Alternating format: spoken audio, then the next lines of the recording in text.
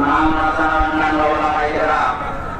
এতক্ষণ পর্যন্ত নিয়ে আলোচনা করলেন আমাদের জেলা সন্তান মৌলানা হোসেন আহমেদ মাহফুজ,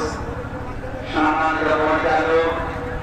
মঞ্চে বসা প্রয়াগার সর্বজন শ্রদ্ধাভাজন ব্যক্তিবর্গ, সামনে বসা মুসলমান ভাইরা, সম্মানিত মা এবং বোনেরা, প্রাণ প্রিয় চুয়াডাঙ্গাবাসী, জাতি বর্ণ ধর্ম নির্বিশেষে এই অনুষ্ঠানে যারা ইবাদত মনে করে এসেছে, আমরা স্বীকার করেন তো এটা ইবাদত